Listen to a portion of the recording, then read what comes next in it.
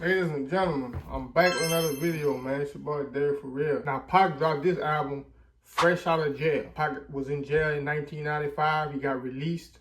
Suge Knight went and brought him out of jail in 95. As soon as he got out, he started recording All Eyes on Me. Top of 96, February, bam. Pac dropped All Eyes on Me. The rest is history. This album here is really separated Pac from the competition.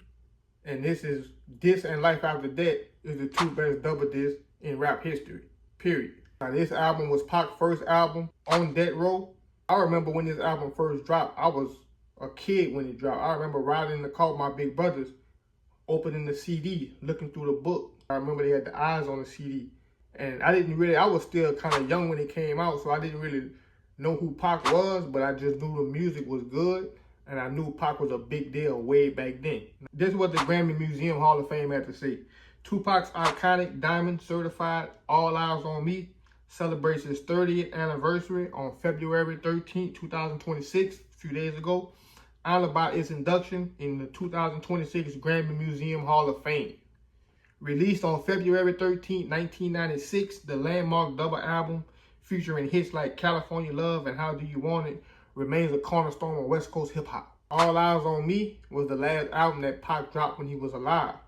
You gotta think, man, Pac and Big, them niggas was young as hell, 24, 25.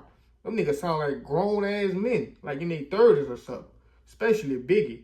On that Life After Death, certain song, man, that nigga Big sound like he was in his 40s.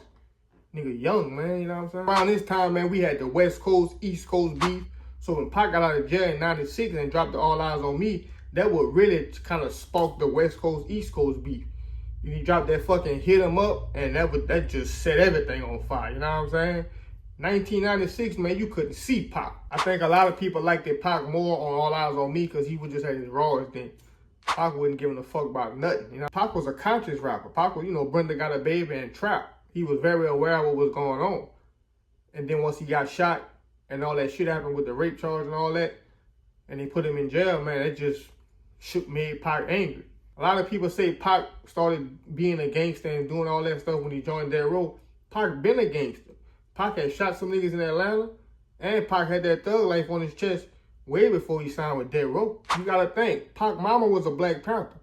Pac was born to be a revolutionary, like a Malcolm X type figure. All Eyes on Me really set the standard for what gangster hip hop should sound like on the mainstream level, because it wasn't just gangster rap. He had a lot of vulnerable records on that too. He had The Life Goes On, I Ain't Mad at You.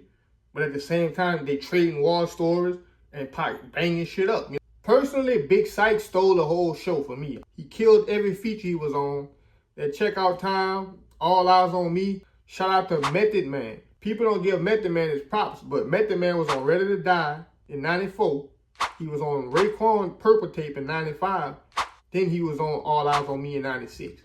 So that's 3 certified classics. Method Man was on each one of them. You got Corrupt, you got Snoop, you got Dr. Dre producing, you got Daz producing. It was basically a Los Angeles album.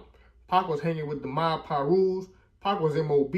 Just an overall great album. I'm glad 30 years later, man, they giving it the proper respect it's due. They giving it the honor it been deserved. It's hard to pull off double disc albums and have them bitches jamming. Nigga couldn't touch Tupac in 96. Nobody. One of the best albums ever, man. Like, comment, subscribe. I'm out this bitch.